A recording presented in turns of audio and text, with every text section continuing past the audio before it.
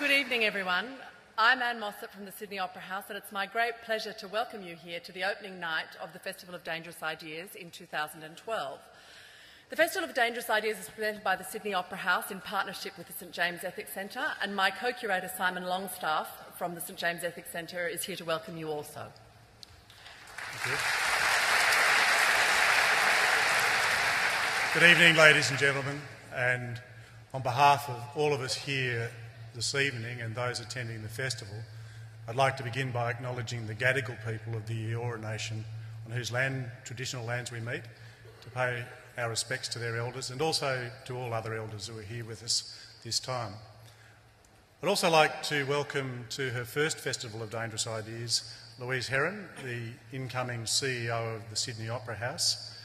At the St James Ethics Centre, we really value the partnership we have with the Opera House, which makes an event of this kind possible. And it's a great privilege to be able to work with people like Louise and Jonathan and the rest of the team in presenting this event. But also here in the audience somewhere, and I can't see him, attending his first Festival of Dangerous Ideas while not being the CEO of the Opera House, is Richard Evans, who, along with me, founded the Festival of Dangerous Ideas about 5 years ago, and I hope he's going to enjoy this weekend as much as the rest of us. Finally, yes, please welcome Richard.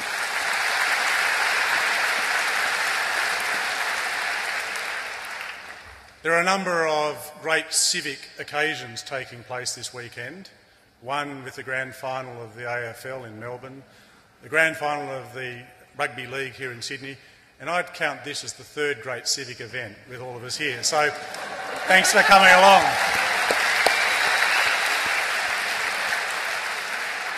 Finally, one of the great pleasures of working on this festival is being able to work as a colleague with Anne Mossop, the co-curator, and the festival producer, Danielle Harvey.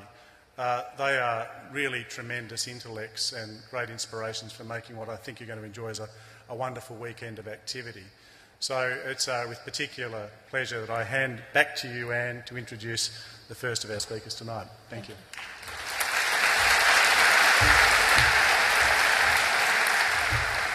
Thank you very much, Simon. Before we get started, some small issues of housekeeping. Please, can you make sure that your mobile phones are turned off? And while we encourage discreet tweeting, the hashtag to hashtag FODI, or indiscreet tweeting, if that is more dangerous. We will be hearing, of course, from Sam Harris this evening, and there will be time at the end for some questions from the audience. You'll notice that there are microphones throughout the auditorium, including for our lovely colleagues behind me. So I will come back to the stage to moderate that question and answer session, and I'm sure that there will be some fast and furious exchanges there. Sam Harris is the best-selling author of books like The End of Faith, Letter to a Christian Nation, The Moral Landscape, Lying, and Free Will. The End of Faith was the winner of the 2005 PEN Award for Non-Fiction. He's the co-founder and chairman of Project Reason, a non-profit foundation devoted to spreading scientific knowledge and secular values. He received a degree in philosophy from the Stanford University and a PhD in neuroscience from UCLA. We're particularly pleased that he was able to come to the Festival of Dangerous Ideas because, although we're not, generally collectors as such, this is the fourth of the four horsemen of the new atheist apocalypse to grace our stage.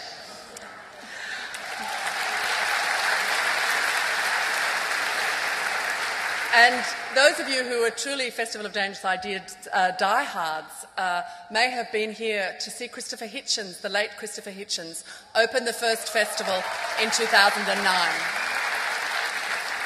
But of course, since then, we've had not one but two visits from Richard Dawkins and a wonderful appearance from Daniel Dennett late last year.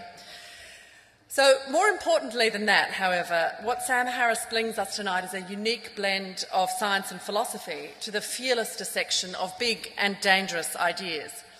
And his work on free will is absolutely no exception. Looking at what neuroscience has revealed about the workings of our brains, he's penned a pithy and cogent argument about what this means for how and why we do what we do, and how this in fact exposes free will as an illusion.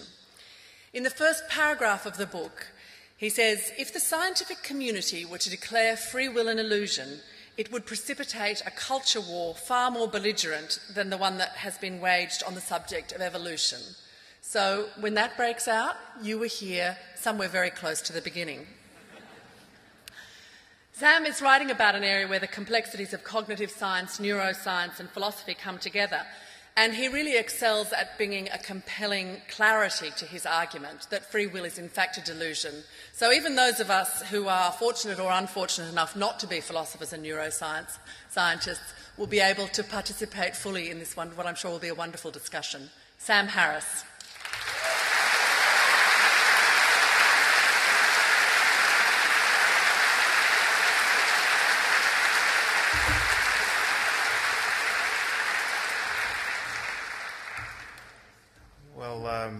It really is an honor to be here. Such a beautiful venue, and to be following the other horsemen. It really is. It's great to be here. Now, I'm going to speak tonight about the delusion of free will. And to my surprise, this is an incredibly sensitive subject. It's perhaps the most sensitive subject I have had the honor to touch. It's sensitive to religious people, of course, because without free will, Judaism, Christianity, Islam don't make any sense, if you can imagine such a thing.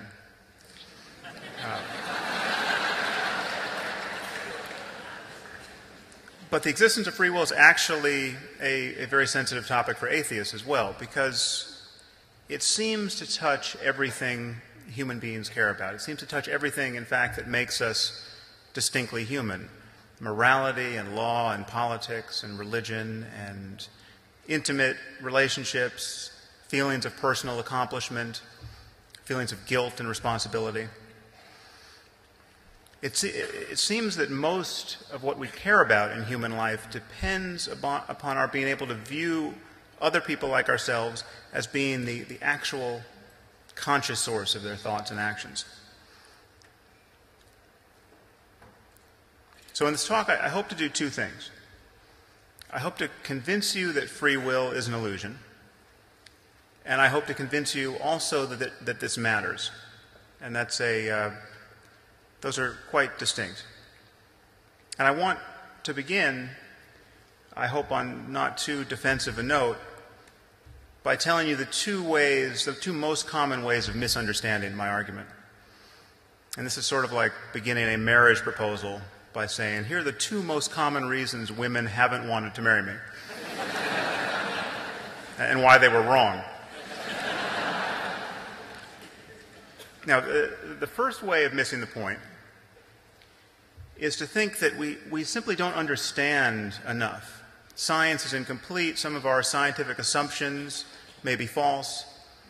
There may be truths to discover about the nature of the universe that would put free will, the popular notion of free will, on some new footing. So it's simply too soon to say scientifically that free will is an illusion. This is not true. I am arguing that free will as a concept is so incoherent that it can't be mapped onto any conceivable reality.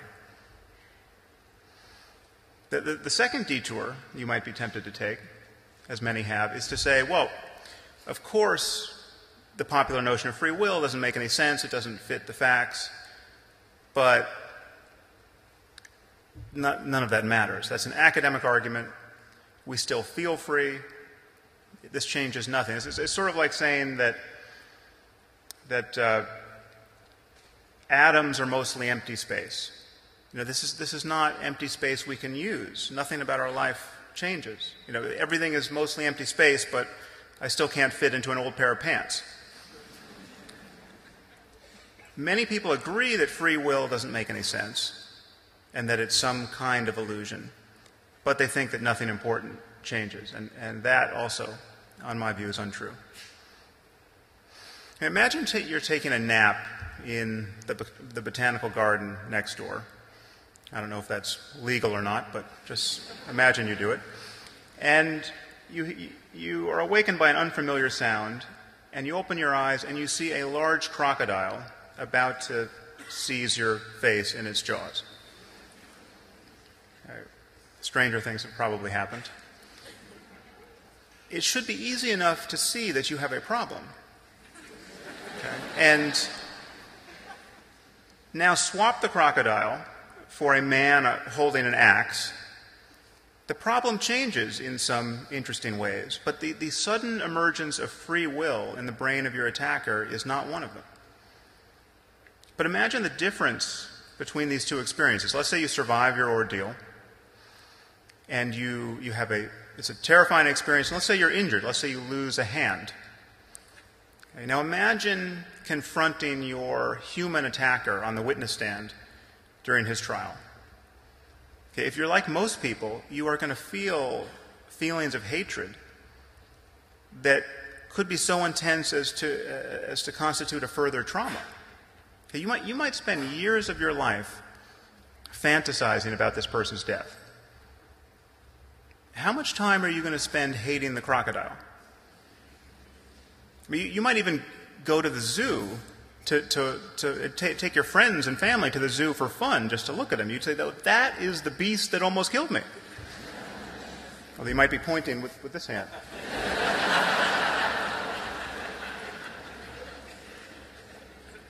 I mean, which state of mind would you rather have? Now, I think this idea of free will largely accounts for the difference. The crocodile was just being a crocodile. I mean, what else was a crocodile going to do coming upon you napping in the park? But this idea that the human had free will and could have done otherwise and should have done otherwise has very different consequences. Now, most people imagine that a belief in free will is necessary for morality. Morality has to be grounded in this idea, and it's necessary, therefore, for getting most of what we want out of life. And I think that's clearly untrue. The difference between happiness and suffering exists with or without free will. I mean, I no more want to be eaten by a crocodile than I want to be killed by a man with an axe. These are both very good things to avoid. Okay, and we can avoid them, and we can talk about almost everything else we want in life without suffering any obvious illusions about the origins of human behavior. Now, the popular conception of free will seems to rest on two assumptions. Okay, the first is that each of us was free to think and act differently than we did in the past. You chose A, but you could have chosen B. You became a policeman, but you could have become a firefighter. You ordered chocolate, but you could have ordered vanilla. It certainly seems to most of us that this is the world we're living in. Now, the second assumption is that you are the conscious source of your thoughts and actions. You feel that you want to move, and then you move. Your conscious desires and intentions and thoughts that precede your actions seem to be their true origin. The conscious part of you that is experiencing your inner life is actually the author of your inner life and your subsequent behavior. Now, unfortunately, we know that both of these assumptions are false.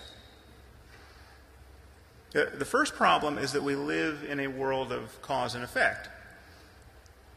Everything that could possibly constitute your will is either the product of a long chain of prior causes, and you're not responsible for them, or it's the product of randomness, and you're not responsible for that, obviously, or it's some combination of the two. And however you turn this dial between the iron law of determinism and mere randomness, free will makes no more sense. I mean, what does it mean to say that a person acted of his own free will? Okay, it must mean that he could have consciously done otherwise. Not based on random influences over which he had no control, but because he, as the conscious author of his thoughts and actions, could have thought and acted in other ways.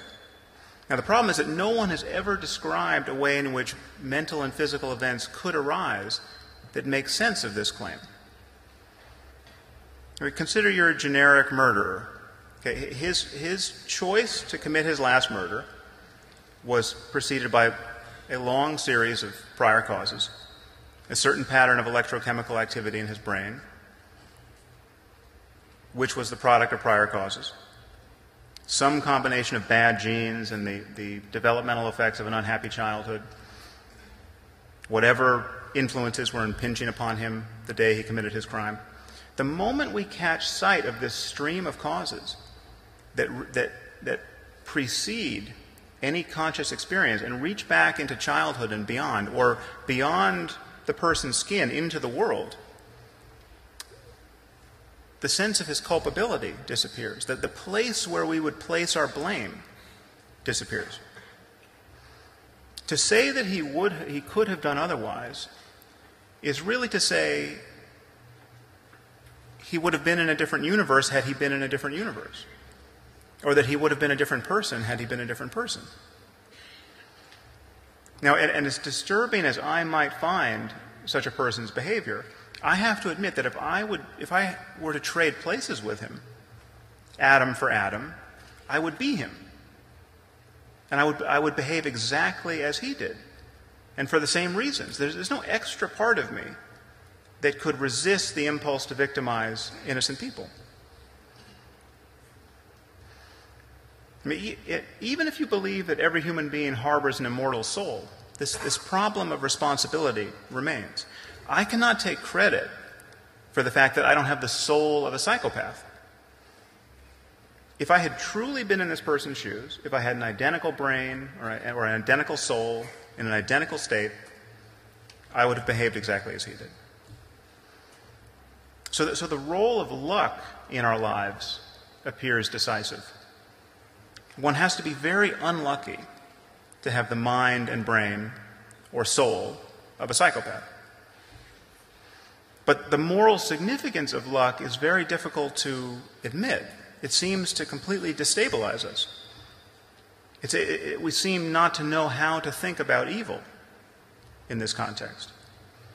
And yet in specific cases, we have already changed our view of evil. Whenever we see the cause of someone's behavior, when we see, for instance, that a murderer had a brain tumor, and the brain tumor was in just such a place in the brain so as to explain his violent impulses, that person suddenly becomes a victim of biology.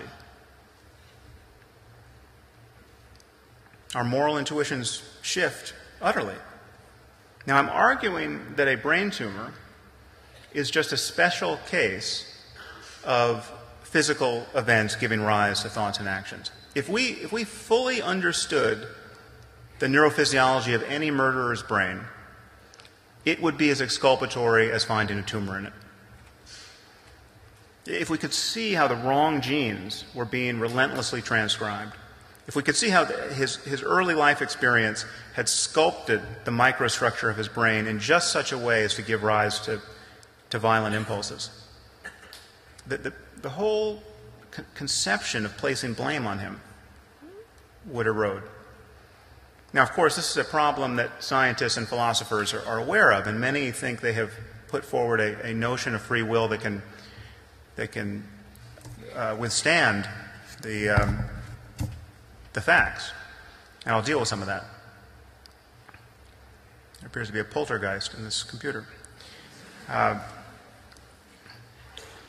But I want to argue for a moment that the problem of free will is actually deeper than the problem of cause and effect.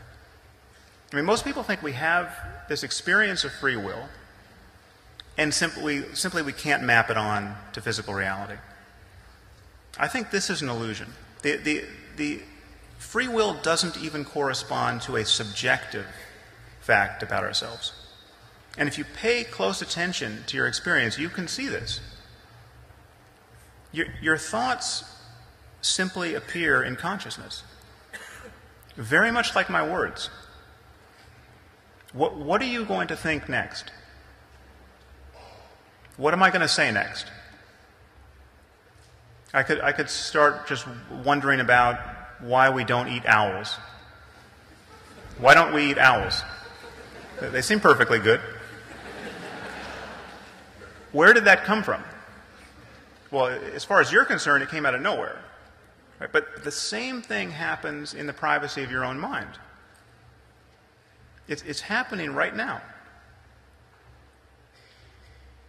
You've all made an effort to be here tonight, presumably because you wanted to hear what I had to say about free will. And you're trying to listen to me, but you have a voice in your head that just says things. Haven't you noticed? Now, I'm standing up here trying to reason with you, and you'll think, he looks a little like Ben Stiller.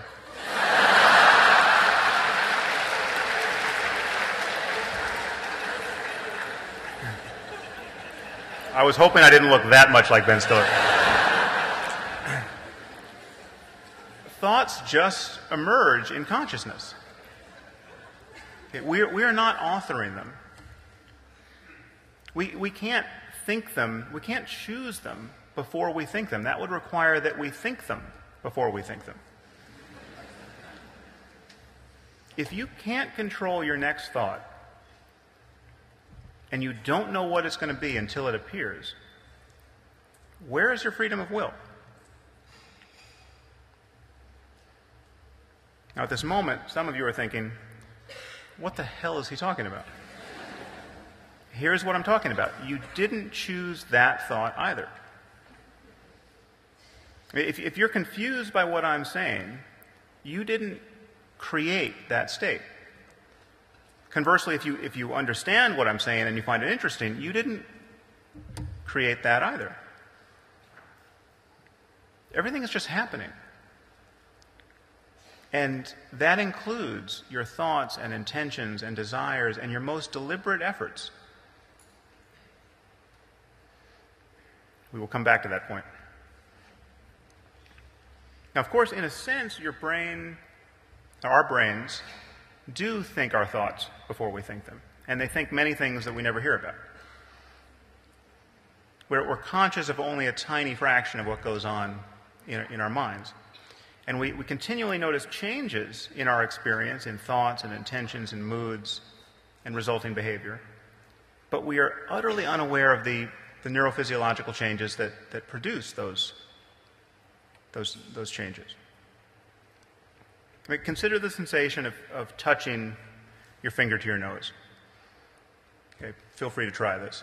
It seems simultaneous. It seems like the nose touches the finger at the same time the finger touches the nose. Okay, and while it may be simultaneous in the world, we know at the level of the brain the timing has to be different. It simply takes longer for the input from the fingertip to reach sensory cortex than it does from the nose. And this is true no matter how short your arms or long your nose.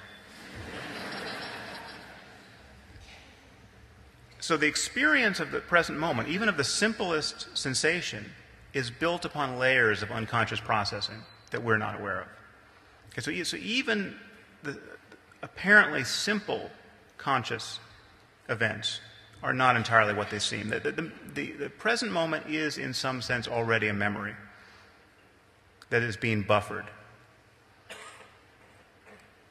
Now, needless to say, this unconscious machinery produces not only our perceptions, but our thoughts, intentions, actions, decisions. And this is where the notion of free will and moral responsibility begin to get squeezed. Now, many people have demonstrated in a lab, in many labs actually, that a person's conscious decision comes after processes that can be detected. And there's a time lag between the moment you think you've decided to do something and the moment at which your brain decided. And this has been proven. Benjamin Libet did this with EEG, and this has been done with fMRI, and actually direct recordings from the cortices of patients about to undergo surgery. We know that even the simplest, most apparently voluntary decision, like the decision to move your left hand versus your right hand, or the decision to push the left button or the right button, when you put people in this paradigm and you have them watch a clock a special clock that allows them to discriminate just very fine increments of time, and you ask them simply to make the choice to move whenever they want to. They can move their left hand or their right hand. Just notice what time it was on the clock when you finally were aware of which course you were going to take. We know that some moments, half a second, sometimes as much as 5 seconds, before a person is consciously aware of what they're going to do, we can see in the brain what they were committed to doing. So the experience of deciding is during this period where you still feel that you are free to do anything you want has already been determined by the state of your brain. So needless to say, this time lag is very difficult to reconcile with free will because in principle it would allow someone to predict what you're going to do while you still think you're making up your mind. But the truth is that even if there were no time lag, even if the conscious intention were truly simultaneous with the neurophysiological underpinnings, there would still be no room for free will because you still wouldn't know why it is you do what you do in that moment. And again, you can notice this fact about yourself directly. Well, let's run a little experiment. Think of a film, any film, it doesn't matter, a good one, a bad one, and notice what your conscious process of selection is like. Notice first that this is as free a decision as you're ever going to get. I mean, you have all the films in the world to choose from, and I've simply said pick one. Does everybody have a film? I'm sorry to say you've all picked the wrong film, so don't ask me how I know that, but I do. Do it again. Pick another film and just be sensitive to what the experience is like. Do you see any evidence for free will there? Let's look for it. First, if it's not here, it's not anywhere, so we better be able to find it here. First, let's rule out all of those films whose names you don't know and which you haven't seen and which you couldn't have possibly thought of if your life depended on it. Okay, there's no freedom in that, obviously. But then there are all these other films which you're perfectly aware of, but which simply didn't come to consciousness. You absolutely know that The Wizard of Oz is a film, but you just didn't think of The Wizard of Oz. Now think about this. Were you free to choose that which did not occur to you to choose?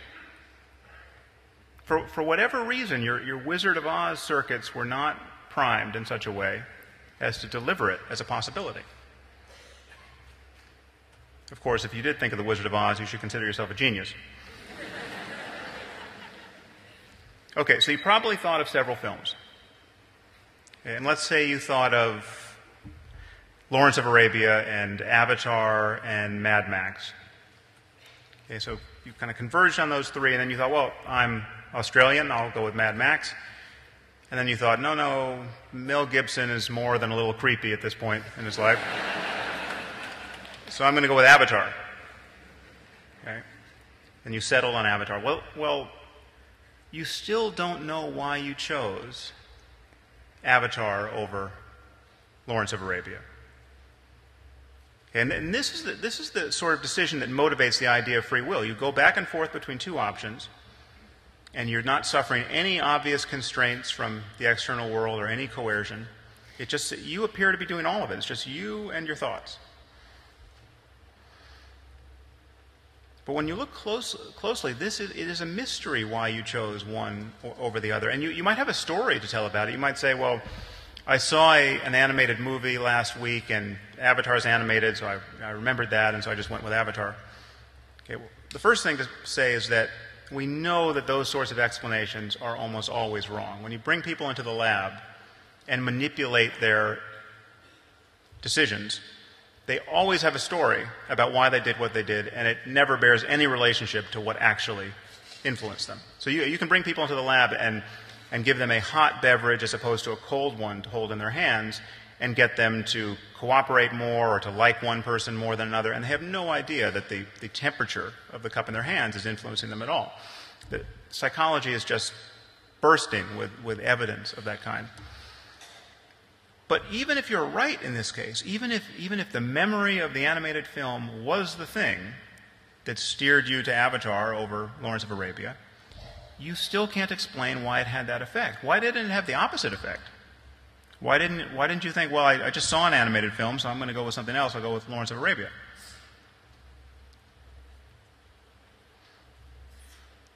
The thing to notice about this is that you, the conscious witness of your inner life, isn't making these decisions. All you can do is witness these decisions. I mean, you no more picked a film in the subjective sense than you would have if I picked it for you. I could have been saying Star Wars, Hannah and Her Sisters. These names were just appearing in consciousness. There was this first moment where I said, pick a film, and nothing had happened, and then all of a sudden, the names of films started coming to you. And you didn't know which they would be until they appeared. So I'm arguing to you that our experience in life is actually totally compatible with the truth of determinism. We don't have this robust sense of free will the moment we actually pay attention to how thoughts and intentions arise. And again, it's important to notice that this is true whether or not we have immortal souls. I mean, the case I'm building against free will does not presuppose philosophical materialism. I'm not the idea that reality is just entirely physical. No doubt, most of reality is entirely physical, and most of mind is produced by physical changes in our brains. We know that the brain is a physical system that's entirely beholden to the laws of nature. But even if we have souls that are somehow loosely integrated with the brain, the unconscious operation of a soul grants you no more free will than the unconscious neurophysiology of your brain does. If you don't know what your soul is going to do next, you are not in control of your soul. And this is rather starkly obvious when you think of all of the people who do things they wish they hadn't done. I mean, think of the millions of Christians whose souls just happen to be gay. But it's true even when you do exactly what you wish you had done in hindsight. The soul that allows you to stay on your diet is just as mysterious as the soul that tempts you to eat cherry pie for breakfast. Okay, so I think it's safe to say that no one has ever argued for the existence of free will because it holds such promise as an abstract idea. The endurance of this problem in science and philosophy is the result of this feeling that most of us have, that we freely author our thoughts and actions. And at the moment, the only philosophically respectable way to defend free will is to adopt a view in academic philosophy that's called compatibilism, and to argue that free will is compatible with the truth of determinism. Now, my friend Dan Dennett is the philosopher is a compatibilist, and he essentially makes the claim that we just have to think about free will differently. If a murderer commits his crime based on his desire to kill, and not based on some other thing that's hijacking him, but his actions are actually an expression of his real desires and intentions, well, then that's all the free will you need. But from both a moral and scientific point of view, this seems to miss the point. But where is the freedom in doing what one wants when one's desires are the product of prior events that one is completely unaware of and had no hand in creating? So from my point of view, compatibilism is a little like saying a puppet is free as long as it loves its strings. Now, compatibilists push back here. They say that even if our desires and thoughts and behavior are the product of unconscious causes, that doesn't matter because you are the totality of what goes on inside your brain and body. So your unconscious mental life is just as much you, and your unconscious neurophysiology is just as much you as your conscious inner life is. Okay, but this, to my eyes, seems like a bait and switch. Okay, this trades a psychological fact, this experience we have of consciously authoring our thoughts and actions, for a general conception of ourselves as persons. It's a little like saying you're made of stardust, okay, which you are, but you don't feel like stardust. Okay, and the knowledge that you're a stardust is not driving your moral intuitions and influencing our system of criminal justice. The fact is that most people are identified with a certain channel of information in their conscious minds. They feel that they are in control, they are the source, and this is an illusion. The you that you take yourself to be in this present moment isn't in control of anything. So compatibilists try to save free will by saying you're more than this. You are the totality of what goes on inside your brain and body. But you're making decisions right now with organs other than your brain. But you don't feel responsible for these decisions. Are you making red blood cells right now? Your body is doing this, hopefully. But if it were to stop, you wouldn't be responsible for this. You would be the victim of this change.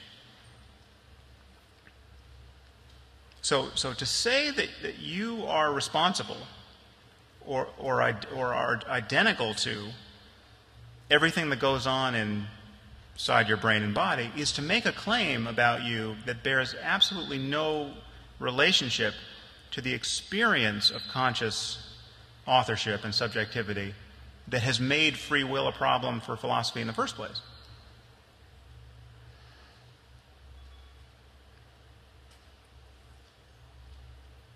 So what does this all mean? Well, first, let me tell you what it doesn't mean. To talk about determinism as a fact is not to argue for fatalism. Okay, this confusion on this point gives rise to questions like, well, if everything is determined, why should I do anything? Why not just sit back and see what happens? Why not just throw the oars out of the boat and just drift through life? Okay, this misses the point. This is not to sit back and see what happens is itself a choice which has its own consequences. It's also very hard to do. Just try to stay in bed all day waiting for something to happen. Okay, you'll soon feel a very strong urge to get up and do something. And the only way to stay in bed at that point will be to resist this urge. Doing nothing actually becomes much harder than doing something after a very short time. So the fact that our choices and decisions and efforts depend upon prior causes doesn't mean that they're not important. If I hadn't decided to write a book about free will, it wouldn't have written itself. You can't write a book by accident. Okay, so effort and discipline and intention, all of this matters. Goals. These are all causal states of the brain, and they lead to behaviors, and behaviors lead to outcomes in the world. So on one level, not much changes. The choices we make in life are as important as fanciers of free will imagine. And then, therefore, fatalism is untrue. That the idea that the future is going to be what it's going to be regardless of what you think and do, that is untrue. That's clearly untrue.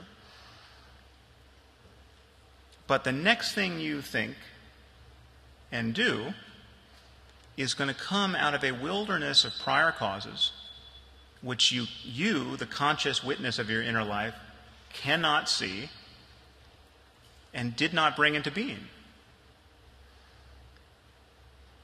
you have not built your mind. And in the moments where you seem to build it, when you make an effort to learn something, when you try to perfect a skill, the only tools at your disposal are those that you've inherited from moments past. No one picks their parents or the society into which they were born. No one picks the moment in history where they arrive. No one determines how their nervous system gets shaped from the moment of conception onward.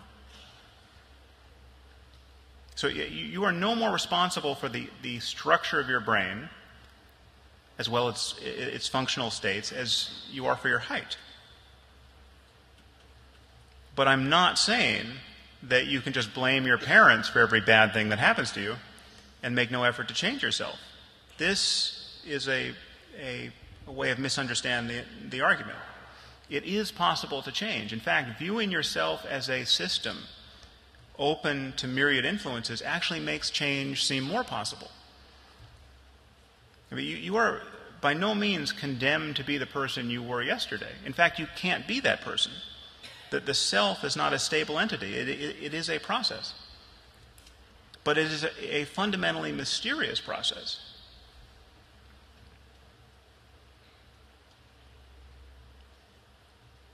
I mean, none of us know how we arrived at this moment in our lives. There is actually a mystery here in the present moment that doesn't get eradicated even though you have a story to tell about why you think you did something. We are in each moment simply discovering what our life is. Now, this may sound scary to some of you, but it actually can be quite freeing to view the world this way. So, our choices matter, and there are paths toward making wiser ones. There's no telling how much a good conversation could change you, or how much it might matter to you to surround yourself with smart people or to get an education. But you don't choose to choose what you choose in life. There's a regress that always ends in darkness. You have to take a first step or a last one for reasons that are bound to remain inscrutable. And to declare your freedom in this context is really just a way of saying, I don't know why I did that, but I didn't mind doing it, and I'd be willing to do it again. Now, I don't mean to belabor the point, but people have a really hard time understanding this. Just think of the context in which you are going to make your next decision. Whatever it is, a decision of any size, whether to get married or not, to go to graduate school or not, to eat at the Chinese restaurant or the Italian one, your brain is making choices based upon beliefs and intentions and states that have been hammered into it over a lifetime. Your physical development is something you had no hand in. You didn't pick your parents, you didn't pick your genes, you didn't pick any of the influences that shaped your neurophysiology. You didn't pick your soul, if you have one. And yet this totality of influences and states will be the thing that produces your next decision. Yet, yes, you are free to do whatever you want, but where do your desires come from? Okay, so let's get back to this issue that I raised at the beginning of this talk. It seems that this kind of talk begins to undermine a sense of moral order. And in fact, this is the position of the Supreme Court of the United States. It has said that free will is just a non-starter in terms of our criminal justice system. It is a universal and persistent assumption. That's a quote of our criminal justice system. And determinism is incompatible with the underlying precepts of our approach to justice. So the idea is actually doing work in our world. The problem is that if we view people as neuronal weather patterns, it seems to undermine a basis for placing blame. Now, I think this is actually a false assumption. I think we can have a very strong sense of morality and an effective criminal justice system without lying to ourselves about the causes of human behavior. So what do we condemn most in people, morally and legally? It's the conscious intention to do harm. Now, why is the conscious intention to harm people so blameworthy? Well, consciousness is the context in which all the qualities of our minds seem activated. The consciousness is where our beliefs and desires and prejudices rub up against one another. What you do on the basis of conscious premeditation tends to say the most about you and about what you're likely to do in the future. Now, if you decide to kill your neighbor after weeks of deliberation and library research and debate with your friends, well, then killing your neighbor really says a lot about you. That really is the sort of person you are. The point is not that you are the sole independent cause of your behavior. The point is, for whatever reason, you have the mind of a murderer. Okay, you're not ultimately responsible for the fact that you have that mind. No more so than a crocodile is responsible for the fact that it's a crocodile. But a crocodile really is a crocodile, and it really will eat you. Okay, if you see one out on the boardwalk tonight, it's worth taking seriously. You don't have to attribute free will to it to take it seriously. Now, certain criminals are obviously more dangerous than crocodiles, and we have to lock them up to keep everyone else safe. Now, the moral justification for this is entirely straightforward. Everyone is better off that way. And that still makes sense without free will. What doesn't make sense is the motive of retribution, the motive of punishing someone because they deserve it. That begins to not make sense. We don't punish crocodiles because they deserve it. In fact, that hasn't always been true. It says in Exodus that if an ox gores a person and kills him or her, the ox has to be stoned to death, and its meat can't be eaten. And in fact, for hundreds of years in medieval Europe, Christians held trials for animals that harm people. These animals were actually defended by lawyers. Okay, there are cases of, there's a case of, I just read about, of a lawyer who was representing a large collection of rats that had destroyed a crop, and his argument to the magistrate was the rats couldn't appear in court because there were so many cats about that were going to do them mischief. So his client was absent. Okay, this went on for hundreds of years. We've lynched. The latest lynching of an animal in the United States was in 1916, where an elephant ran amok out of a traveling circus, trampled someone in the street, and the good people of Tennessee decided to lynch it to get justice. They hung an elephant from a railroad crane, and they were quite satisfied with themselves. So you can see that, I mean, those facts are macabre and comical now. You can see how we're prone to illusions on this front. Now, I'm not ruling out the possibility that certain punishments may be necessary to regulate people's behavior. It may be that certain crimes require punishment in order to be deterred. But that is a purely pragmatic discussion about human psychology and the causal efficacy of punishment. It has nothing to do with retribution. Dispensing with the illusion of free will allows us to focus on things that actually matter, like mitigating harm, deterring crime, assessing risk. So I'm not arguing that everyone's not guilty by reason of insanity. The bad people need to be locked up if that's all we can do to keep ourselves safe.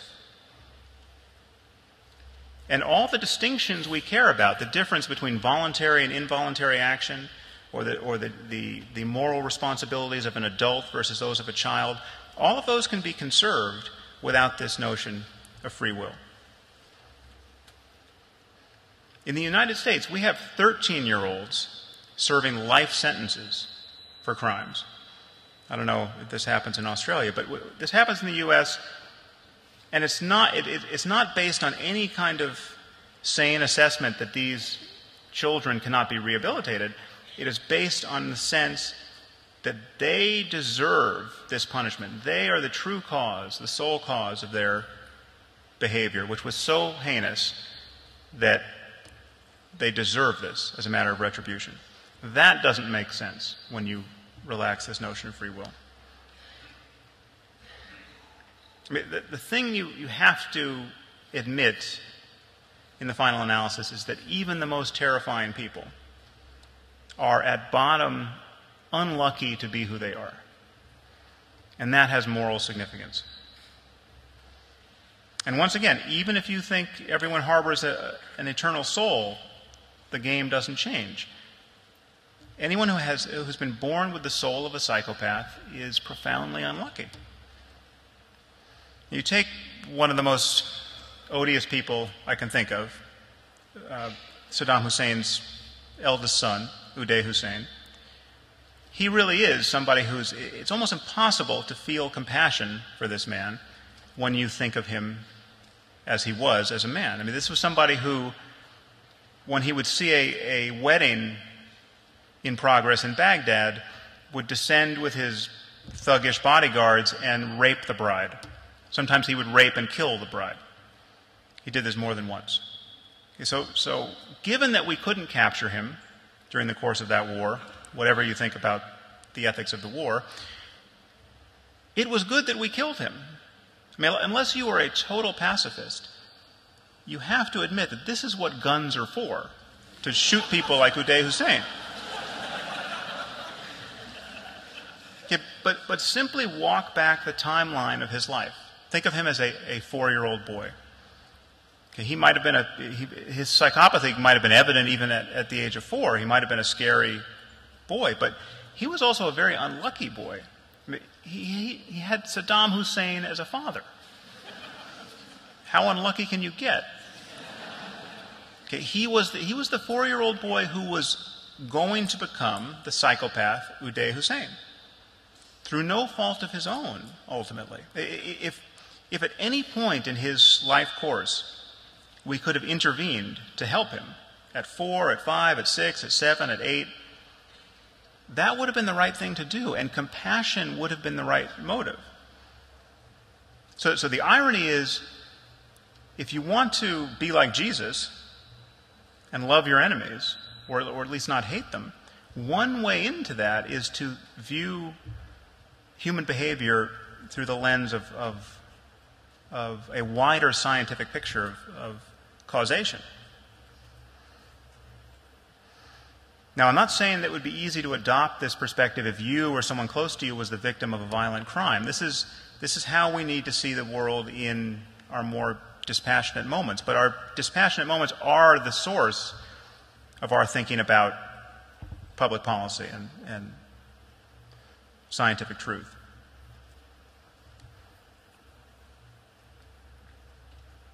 To see how fully our moral intuitions should shift, imagine if we had a cure for evil. Imagine that we understand exactly what psychopathy and all its variants are, and we can make the necessary changes in the brain painlessly and safely and easily. We can just drop the cure into the milk like vitamin D. Okay, so now, at that point, evil is a nutritional deficiency.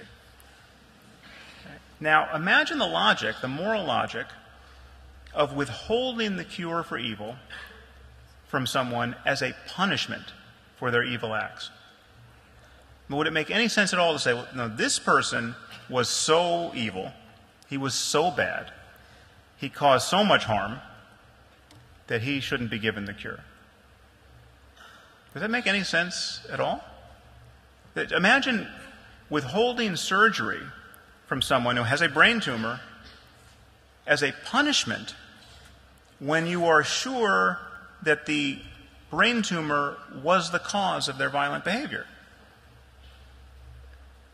Now, to my eye, that makes no sense at all, and that reveals that this urge for retribution is actually born of not seeing the causes of human behavior.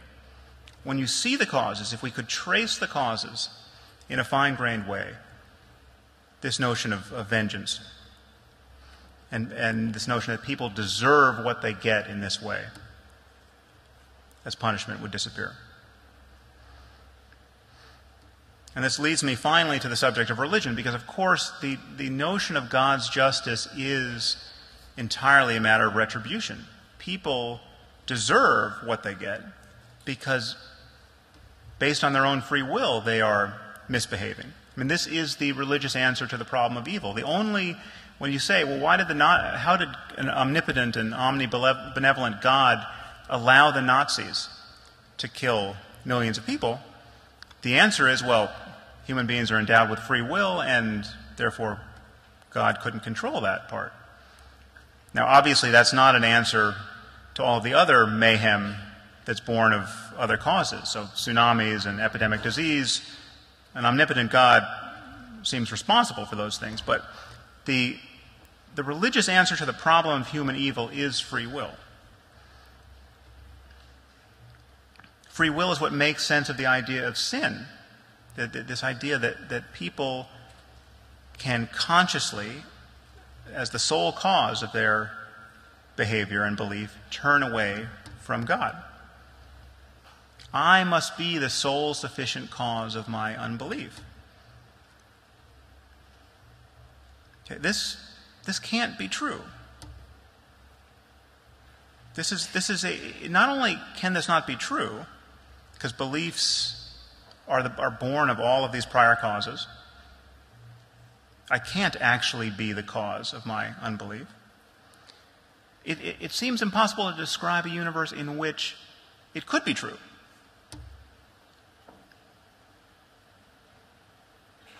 And however you tune the variables of determinism and randomness, free will doesn't put in an appearance. There's no mix of randomness and determinism that gets you free will.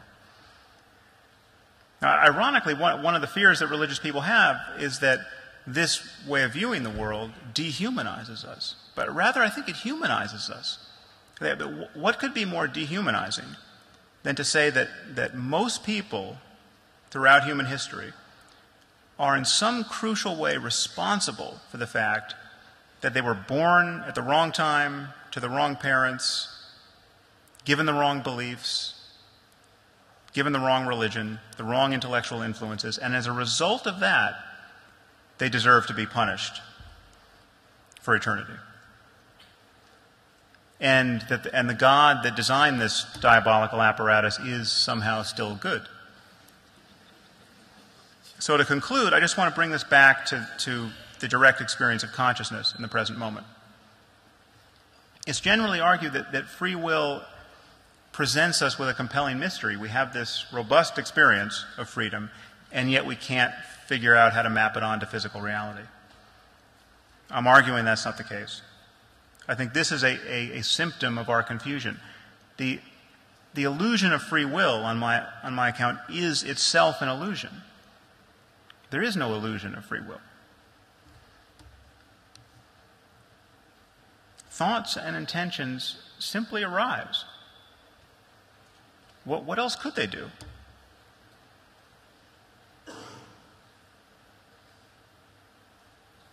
Now, some of you might think this sounds depressing, but it's actually incredibly freeing to see life this way. It does take something away from life. What it takes away from life is an egocentric view of life. Now, we're not truly separate. We are linked to one another. We are linked to the world. We are linked to our past and to history. And what we do actually matters.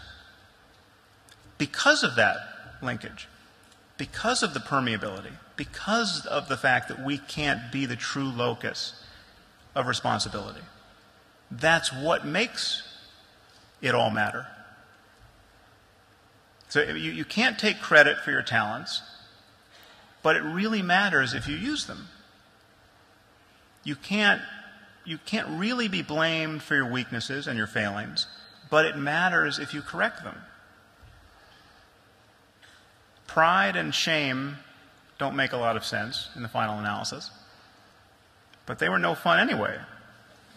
These are isolating emotions. But what does make sense are things like compassion and love. Caring about well-being makes sense.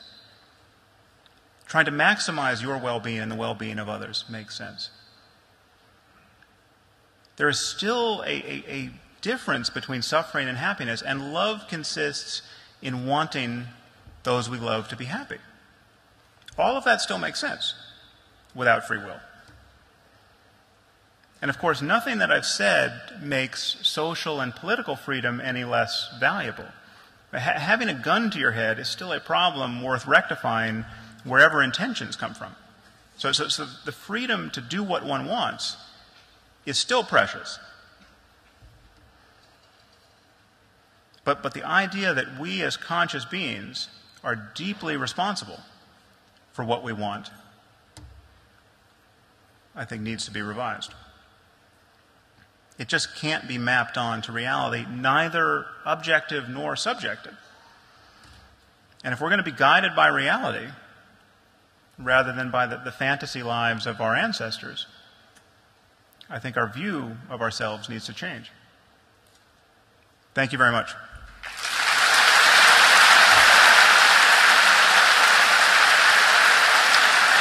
Thank you.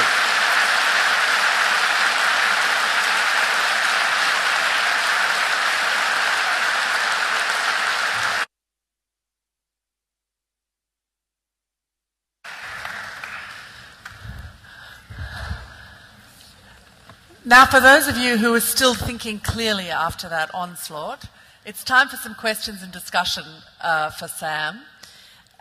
There are microphones throughout the auditorium. There's one here, and one upstairs, and also, of course, number 5 and 6 for everybody behind us. If you do want to ask a question, can I ask you to make it brief? We've got about 15 minutes, and obviously we'd like to... There are many other things that Sam has worked on that I'm sure people will want to talk about, so that if I can ask you to make it reasonably brief. Before we start, I just want to ask Sam one question. What is the consensus, do you think, in the scientific community about your argument? I mean, you've mentioned that there are schools of thought, people like Daniel Dennett, who have a different view. How close do you think we are to some kind of universal declaration of the illusory nature of free will? Well, it's just the state of affairs is really that most people just don't want to think about it. I mean, most people just think that most people are powerfully, their intuitions are powerfully shaped by the illusion, the sense that they have the freedom to consciously author their thoughts and actions. So people feel that there is a compelling subjective mystery, and that no one has been able to give an argument about how it would map onto physical reality. But people feel that the experience is so compelling that there's just no reason to worry about it. This is the state from which we need to live. Then there are people like Dan who have a different, from my view, essentially change the subject. I mean, the disagreement between Dan and myself is essentially this. It's like we're living in a world where most people believe in Atlantis. And they believe in the underwater kingdom, and you know, they read Plato closely, trying to figure out where it was. And I want to say Atlantis doesn't exist. It didn't exist. People are confused about Atlantis. Dan wants to say that Atlantis is really Sicily. And he'll give a whole argument about why Sicily answers to many of the claims that people are making about Atlantis. And I want to say, no, but they're still talking about being underwater. Now, Sicily doesn't do that. And he says, well, Sicily is a great place, and there's reasons to visit, and let's talk about Sicily. And when he and I argue about this, he begins to respond to me as though I'm saying Sicily doesn't exist. And that's where, so there's a fair amount of talking past one another in these kinds of debates. Of course Sicily exists, but the people who are talking about underwater an underwater kingdom are at the very least confused, and that's the situation we're in with free will. I can see us scheduling a Sicily Atlantis conversation at some stage in the future. We'll take questions from the floor now. We'll go over here. Questioner from number 4. Does delusion of free will mean there is no such thing as self-conscious and only accidental blame? I'm sorry, I missed that last piece. Does delusion of free will mean there is no such thing as a conscious decision and there is only accidental blame? Accidental blame? Accidental blame. So no such thing as a conscious decision. Is there only accident or blame? Well, so I'll answer what I think you were getting at there. It's not that consciousness is meaningless, because within philosophy, the argument that consciousness is always just behind the times and serves no purpose is called epiphenomenalism. So consciousness just doesn't do anything. It's just a movie that's playing. That it's like you can turn the monitor off your computer and the lights go out, but your computer is still doing all the things it was doing anyway. So that the monitor is kind of an epiphenomenon relative to what the computer is actually doing. My argument against free will doesn't really imply epiphenomenalism about consciousness, because it could be that certain things have to be promoted to consciousness in order to have the effects that they have. It's just that their promotion isn't something that we ever, as conscious witnesses, ever engineer. So, for instance, I can unconsciously shift in my seat and do from time to time to ease various pains, and I can be unaware of any of this, but I can't unconsciously decide, well, actually, this pain in my hip warrants a trip to an orthopedist, right? So something may have to rise into consciousness, and therefore begin a cascade of other effects that consciousness could be the difference that makes the difference, and I think it is in many cases. But it's still a mystery why that particular thought pattern arose in that moment, and in the present moment, it's always true to say you don't know what's coming next as a matter of consciousness, and the larger context is you didn't make yourself.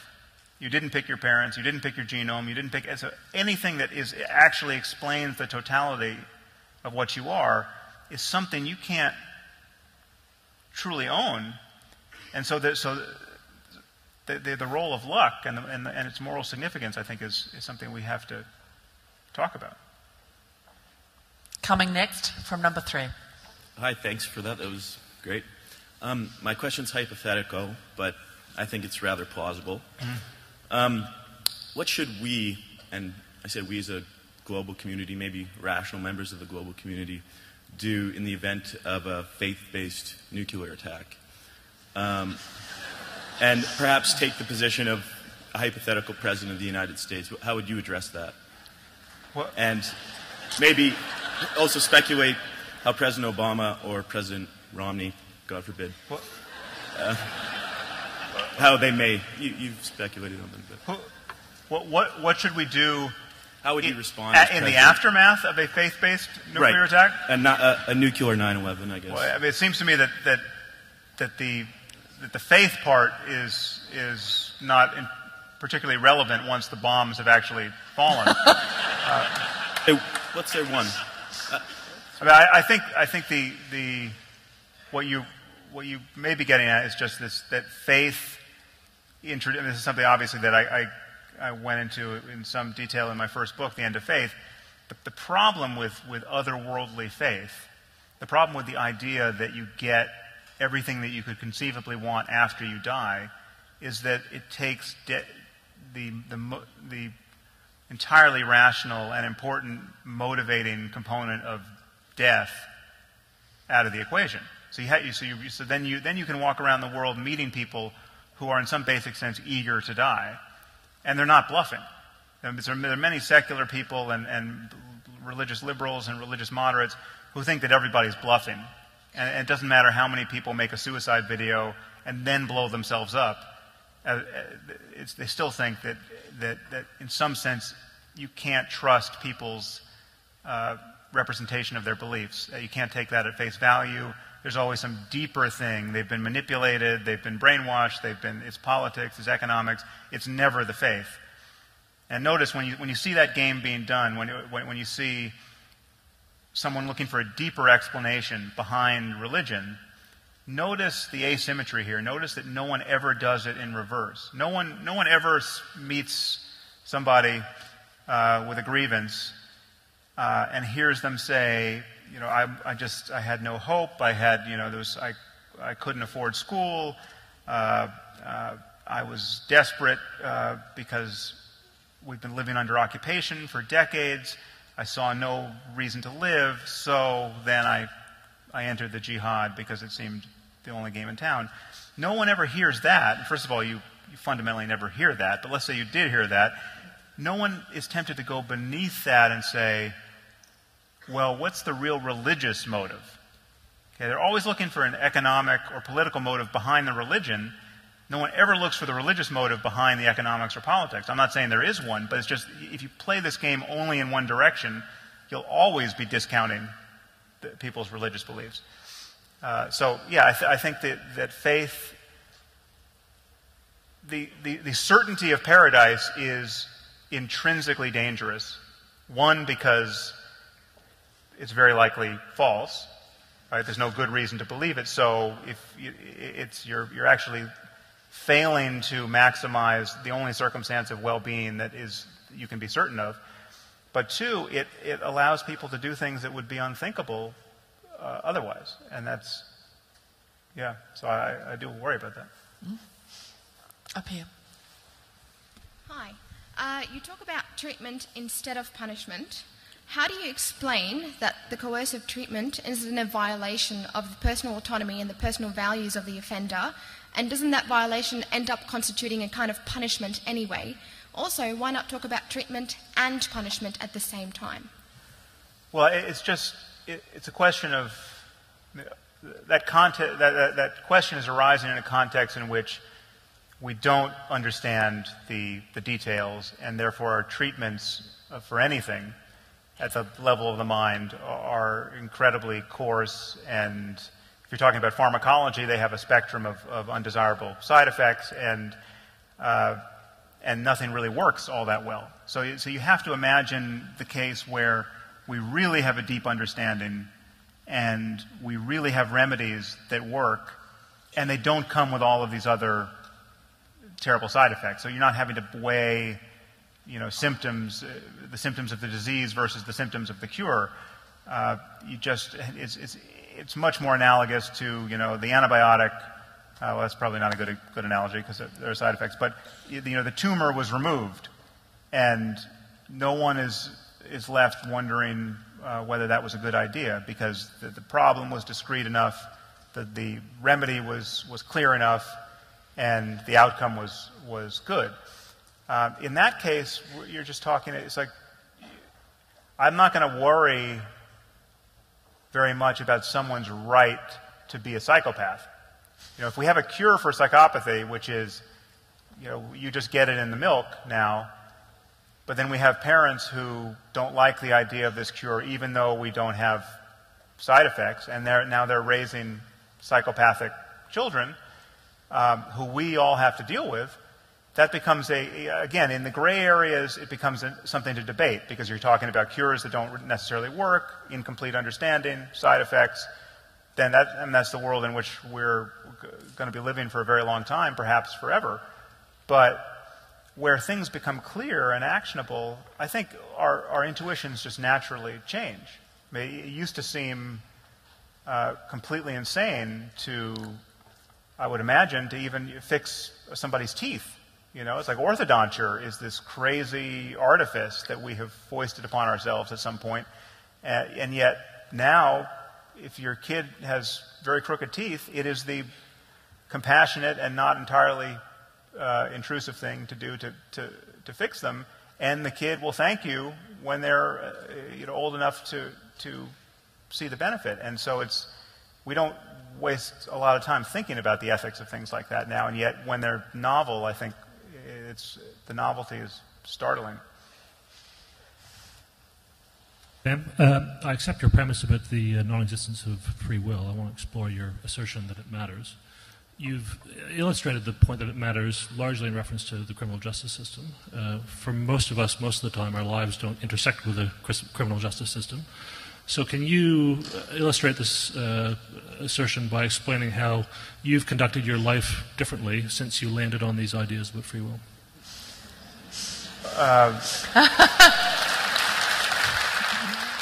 Well, I've managed to stay out of the criminal justice system.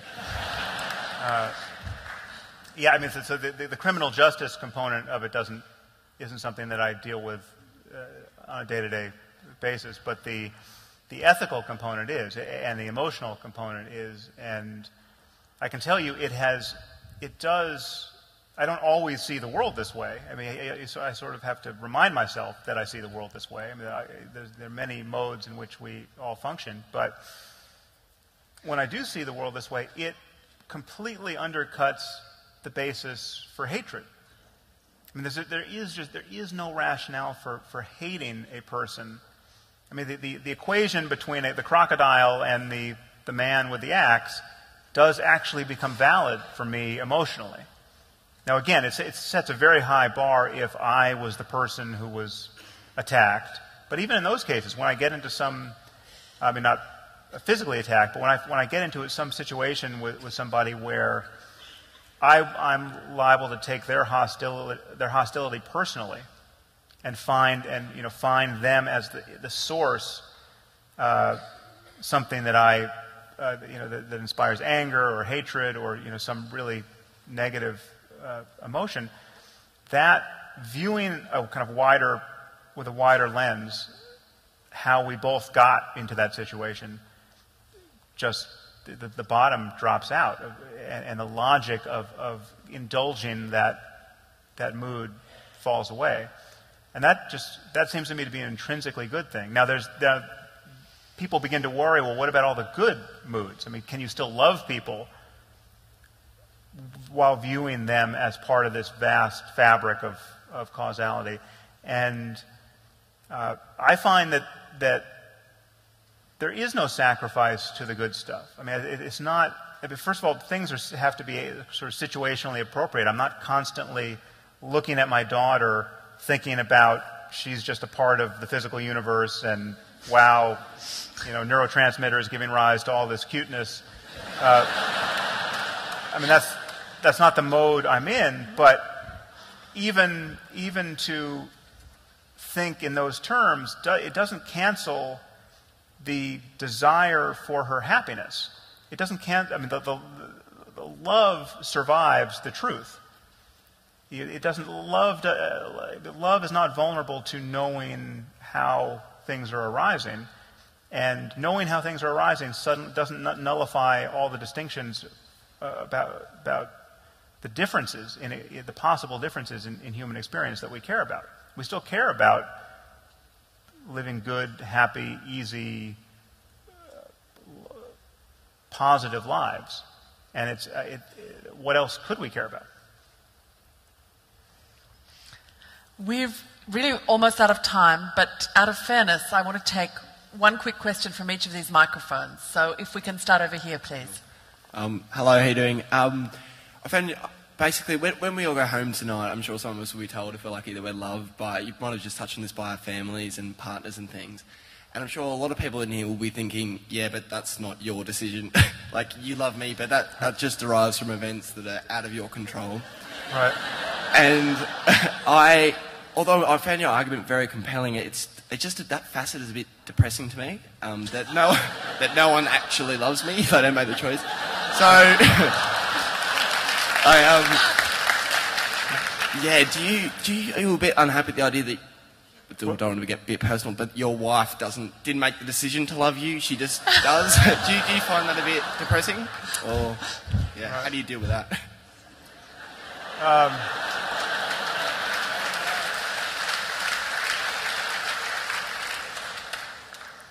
Well, it's not that. I think the stripping off the illusion doesn't just change all the bad stuff, leaving all the good stuff exactly as it was. I think there's a cost to, you lose certain kinds of pleasures, or they become, you can't take them as seriously as you otherwise would. And if you want to be sufficiently adolescent about it, you could regret the loss of it. So, it's sort of like losing Santa Claus. And when you lose Santa Claus, you've actually lost something. It didn't get replaced by something that consoles you in precisely the same way.